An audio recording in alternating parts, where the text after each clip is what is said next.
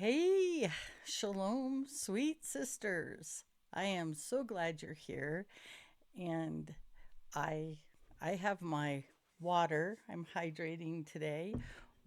Put in the comments what you've decided to drink as you watch this video. This should go up Sunday morning. It's Friday right now, but I know that I will not have time before Shabbat to do the do the editing before I want to shut down for the Sabbath. So uh, you should see this in a couple of days on Sunday. Uh, Hopefully you have coffee or you have tea, or maybe you just need. I don't even have lemon in my water. It's just water. Delicious well water, but it's water.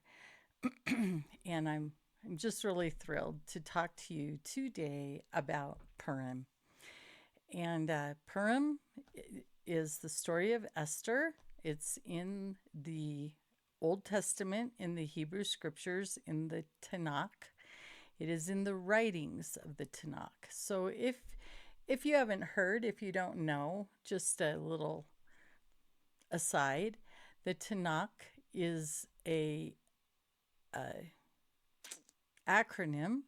That's the word. Hopefully, I will have all of my nouns right today. Never know. Nouns tend to escape me. So hopefully, they will all be here when I need them today.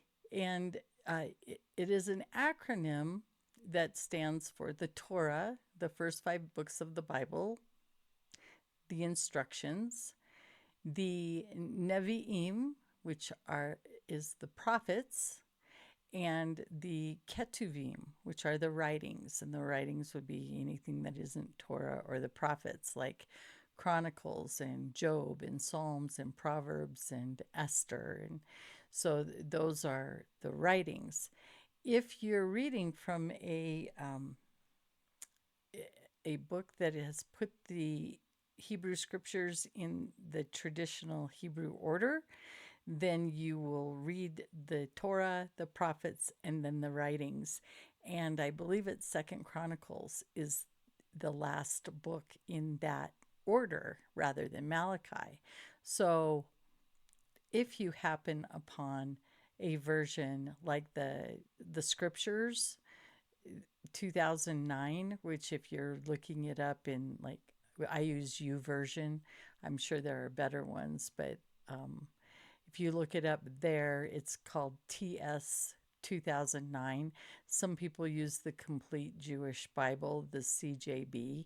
Those are in any like Jewish Bible will have them in a different order than what you might have been used to in your Christian world. Just that's free.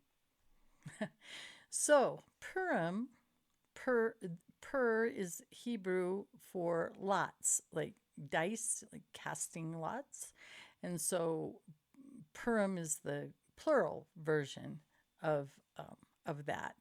And the story, it when you read the story, and I wrote a comment. I don't know if you saw it or not, or when you're seeing this, but I, I would highly suggest that if you haven't read the story of Esther, just pause me, and it's a pretty short book. It's a pretty quick read. Pause me, go pick up your Bible, read the book of Esther, read the story, and then come back and we'll be able to discuss it. And I'm not going to give away all of the twists and turns on this video because I really want you to read it and enjoy it. Just soak it up. It doesn't take long at all. You can read it in an afternoon easily. So traditionally, it's not the book of Esther, it's the scroll of Esther, or a Megillah of Esther.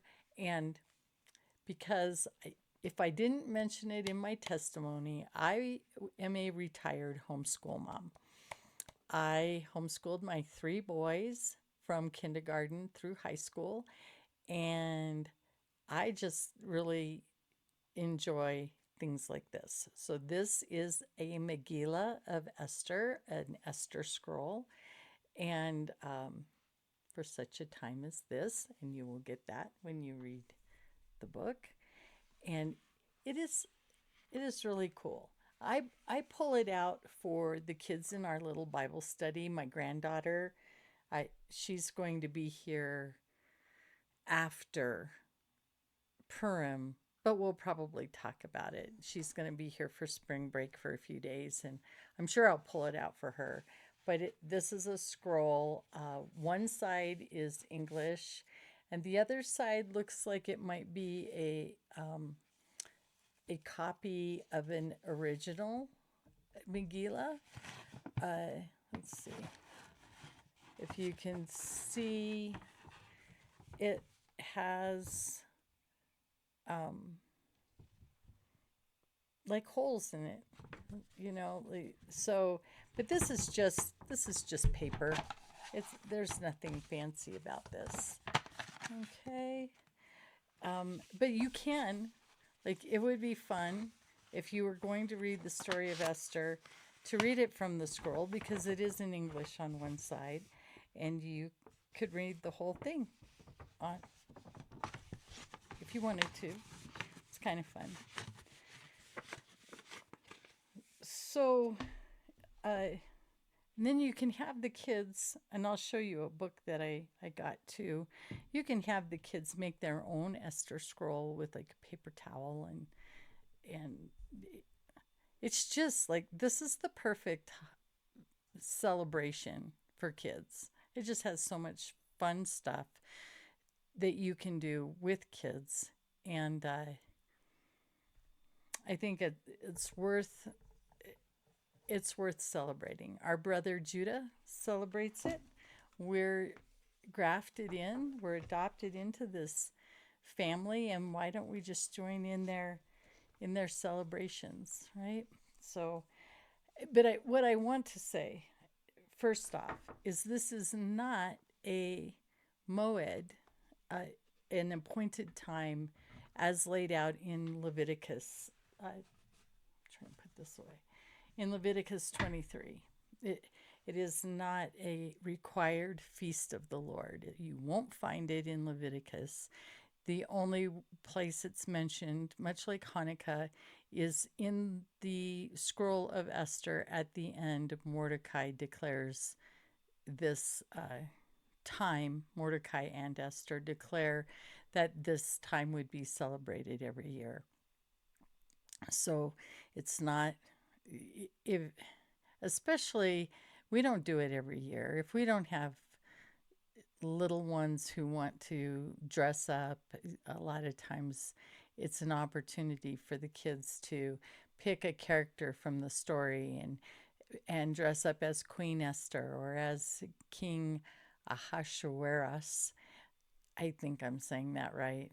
He has a name like this long, and they think he was probably Xerxes, and I think that's a much easier name to pronounce, but I'm just going to call him the king because I can't get my tongue around that name. But they can dress up as Mordecai. They can dress up as Haman or Haman's wife. They're like, well, that's kind of a boring character, but it's a fun time for the kids, and even they could dress up as a soldier, because there are soldiers in the story. So I just think it is a great opportunity to celebrate a time when, once again, the Jews are facing annihilation and they come out on top. And this is a recurring theme, right? Like from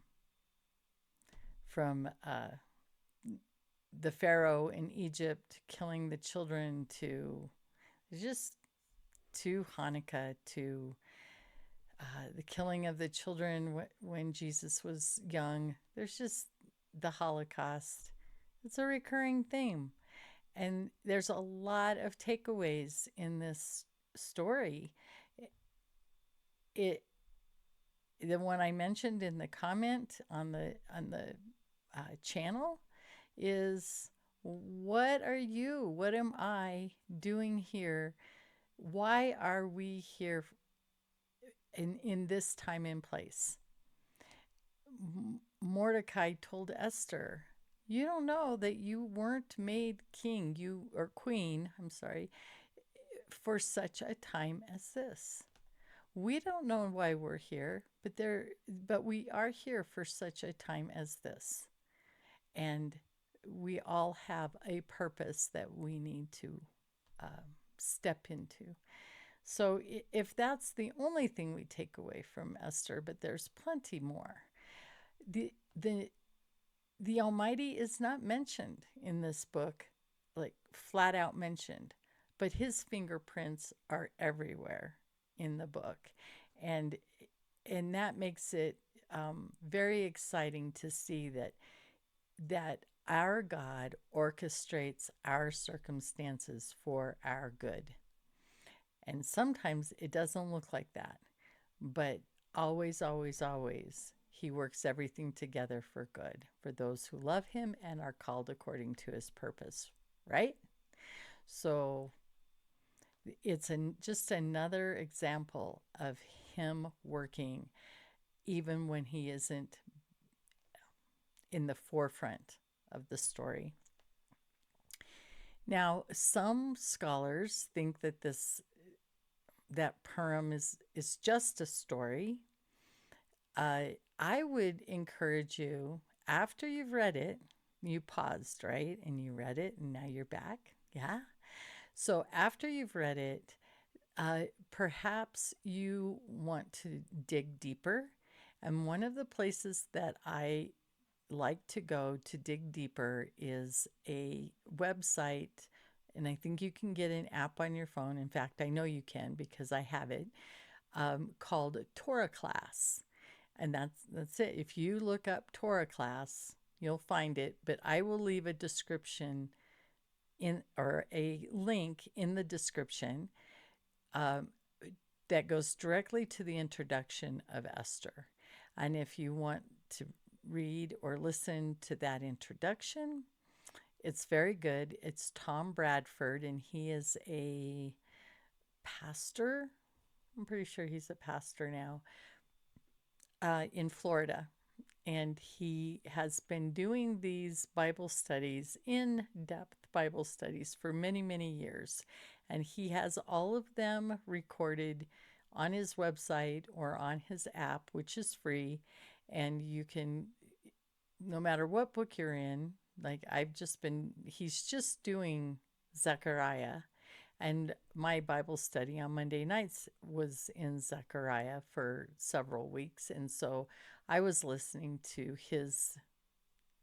some of his stuff on Zechariah. So anyway, I'm not affiliated with him. I just like how he teaches. I like that he explains everything well in light of Torah. So you will probably enjoy him as well. Or if you have another teacher who you like better, then recommend him down in the comments, and people can. You're giving your other sisters more resources as we take this journey together, and I think that's a really good thing, right? So anyway, I will put the introduction to Esther by Tom Bradford in the description, and you can make your own decisions. But I think I like how he explains how, even though it seems that Esther can't possibly be true, we don't, like, can the parting of the Red Sea be true? I mean, really, there's way less like major miracles in this story.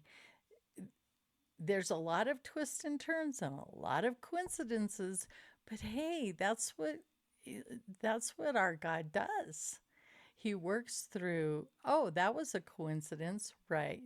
There I've heard people say there are no such thing as coincidences. They're God incidences, and I believe that. It's just he his loving hand, his purpose is always mixed into our lives, right? So I am not of the opinion that this is just a story. I think it threw me for a bit when I was like digging in for this video. I'm thinking, really? It's a fairy tale? I don't think so. I'm trying to keep my notes where I don't have to keep looking down. So I so there's that resource. There the kids can make their own Megillas.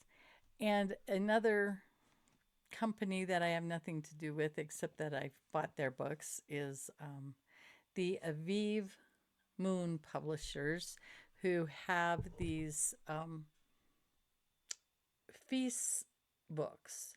And they're unit, like little unit studies for kids they have spring feasts, fall feasts, they have this one, and there might be one more that I'm not remembering, but I'll leave a link to this too, and that they sell them at A Rude Awakening, and I'll leave a link right to the book, and you can look at that.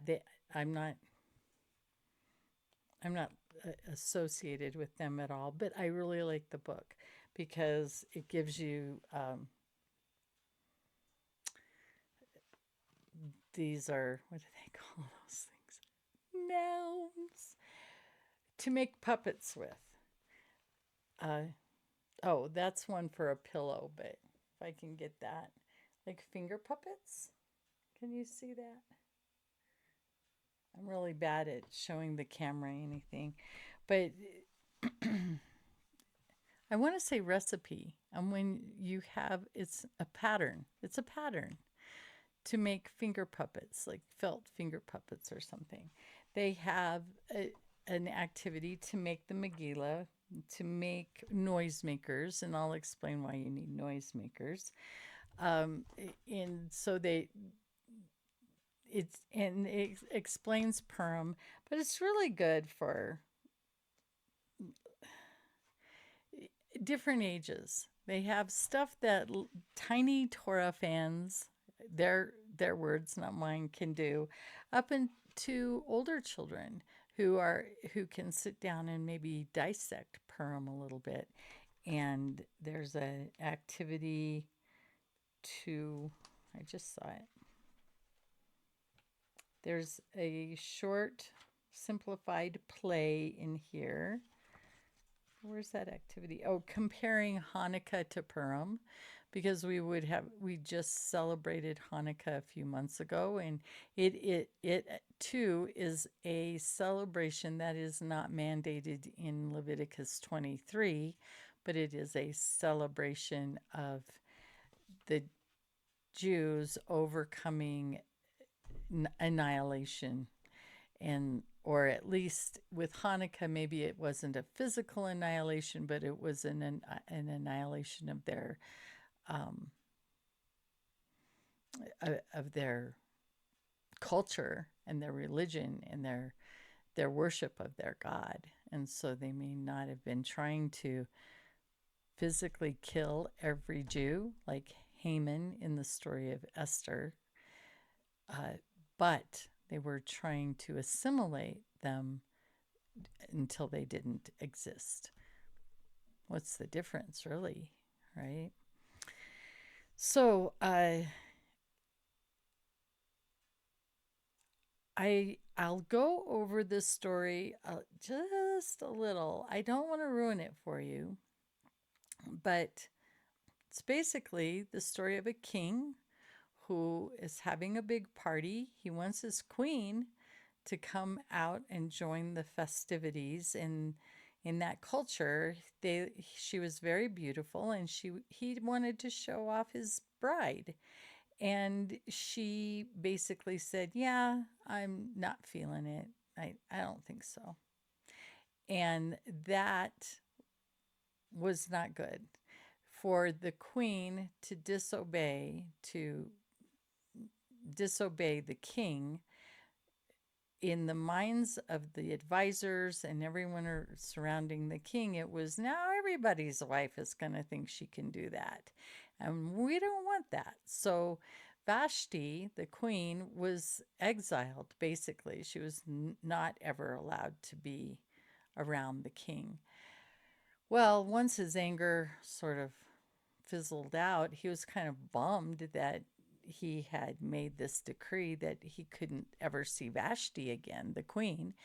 And so his advisors, the people around him, said, "Well, let's have a beauty contest," basically is what it was, and let's bring in maidens from all over your kingdom, and let's find a new queen for you. And so basically, that's how Esther, whose name, Hebrew name was Hadassah, that's how Esther became queen. But nobody knew that she was Jewish, and that was because her cousin, who was her guardian, Mordecai, warned her, "Don't tell anyone like that you're Jewish." And so she didn't. And her honoring of Mordecai, her cousin, her guardian, and then later of the king is very instrumental in how this story plays out. And so uh, there's a there's a bad guy, Haman. I've mentioned him. He hated Mordecai because Mordecai wouldn't bow to him. And because he hated Mordecai and Mordecai was a Jew, he decided he was going to get rid of all of the Jews. And that's how the danger started. And this is a huge pride thing, and it's another takeaway from the story. So there's a lot of takeaways, and I really want you to, if I haven't said it enough, I really want you to read it and then comment, if you would, please, on your takeaways so we can learn from each other. I'm sure that there are things that, as many times as I've read the book, and I try to read it every year at this time of year, as many times as I've read it, there are probably that many more takeaways that I have not seen, because that's just the way scripture is, right? That's why we love it, right? I I've got to tell you this. This is just so off the cuff, but I worked at a food bank for a few years down in the city, and there was this lady. She was in her 90s, and I have tried and tried and tried to remember her name. I'm going to have to text somebody who might remember. And she didn't become a Christian until she was older. I think she told me she was maybe in her 40s, late 30s or 40s when she became a Christian, but that was still like 50 years, right? And she read through the Bible. She'd just read through and then start over. And I can't remember. It was way more than 50 times, once a year. She had read through the Bible many, many, many times. 60, 70 times. I can't remember what she told me. I'm sure as she got older, when she wasn't working and there wasn't as much to do, she just read it through more often. But she would tell me when she was starting over, "I'm done. I'm going to start again in Genesis." And one of the things that she said, and she would lean over the desk and get really close to me with this big smile and this the the twinkle in her eyes were amazing, and she'd say, "The more you read it, the more you love it. The more you love it, the more you read it." And I will never forget that. And she's right. The more we read it, the more we love it, right? So, anyway, I read it every year. I would love to get your takeaways. That was that was free too. I so the Feast for Families book, the Torah class, those are all good things. Did I even mention when it Purim is next weekend? So for depending on the calendar that you are, my sweet husband just got home and I knew he was gonna clatter around in the kitchen, which is just right around the corner there. So I thought I better pause it for a minute. I have no idea where I was. Um,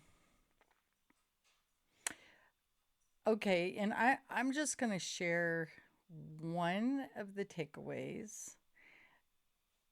And this is basically an example of one of the coincidences that you'll read in the story of Esther, or you have read, and you'll remember this. But it's very interesting that Mordecai, the cousin of Hadassah, Queen Esther, before the whole Vashti thing, it's mentioned that he uh, interrupted an assassination attempt. He heard about it. He told somebody who thwarted the attempt. The assassins were taken care of, and that story was written into the annals of the Persians. The scribes wrote about it. Well, later in the story, the king can't sleep. And so he wanders around, I guess, into the library, and he's paging through the history of the Persians and comes across this uh, description of what Mordecai had done for him. And maybe he didn't remember it, but it just so happens that he sees this, and he the next day he asks his advisors, "What did we ever do for Mordecai? He saved my life." And they apparently nothing. And although Mordecai, they knew of him, he sat in the gates and he was well thought of, but Haman hated him and wanted to do away with him. And so it's a very funny story. Funny in that Haman thought he was the king's right hand man, and Mordecai asks him, "So, what would you do for someone who we would want to honor greatly?" Haman's thinking it's him. And this reminds me of something I just read in the New Testament, where Jesus said, if you come into a banquet, don't sit at the highest table, because then if there's somebody who the host wants to honor above you, he's going to have to move you to the lowest place at the table. Rather, Yeshua said, sit at the lowest place at the table. And then if the host wishes to honor you, he will move you up. Well, Haman, he's thinking he needs to be at the highest place at the table, so to speak. And he's telling the king everything that he thinks should be done to honor someone that the king wants to honor, thinking it's him. Oh, put him on your horse and put him in your robe and put a ring on his finger and have everybody bow to him. And turns out that, so this is just one little piece that I'm going to spoil for you if you haven't read it yet. Turns out that The king then says, "Those are great ideas, Haman, and I want you to go get Mordecai and do all those things for him." Well, it certainly didn't make Haman love Mordecai any better. It was actually quite the opposite, but it's part of the story. So, I don't think that I've covered some of the things that you can do to celebrate if you choose to celebrate Purim.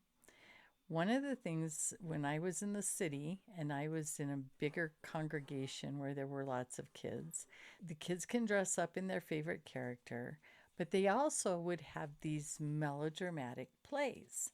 And these plays where everything is pretty, melodramatic, like, "Oh, woe is me," and the Haman, I envision Haman as like Snidely Whiplash, the Dudley Do Right um, evil guy with the mustache and the cape and he's um, you can you can really overact these parts out, and then the narrator, sometimes it's just the narrator reading the story from the scripture and sort of cueing what the and the king came in, or and Vashti said, "Nah, I don't think I'm going to show up," and the king got mad, and then the king gets mad and kind of directs the play.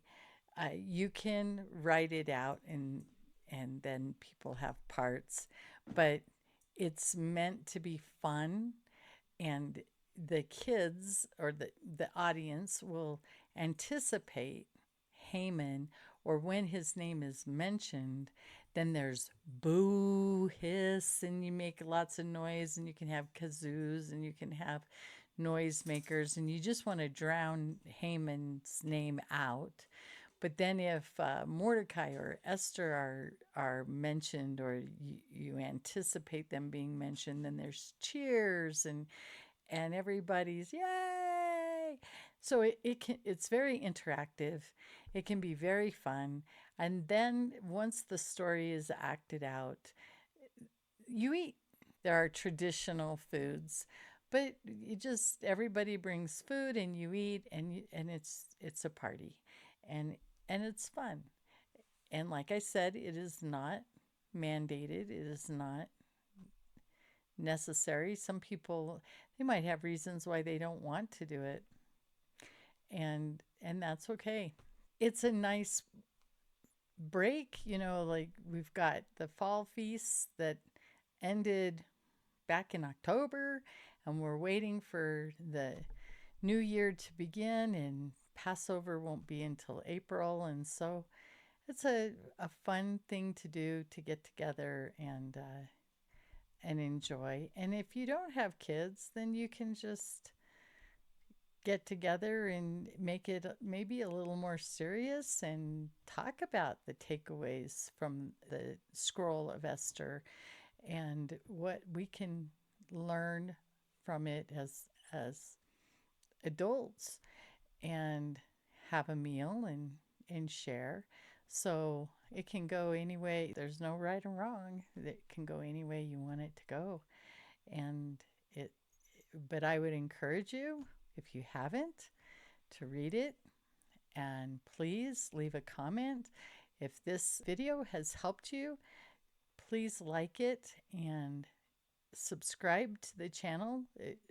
You will push us out into YouTube world if you will like and subscribe. If you know somebody who would enjoy the video, maybe they have kids, and you can hit the share button.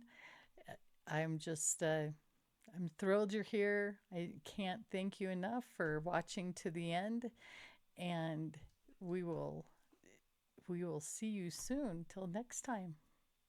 Shalom, sweet sisters.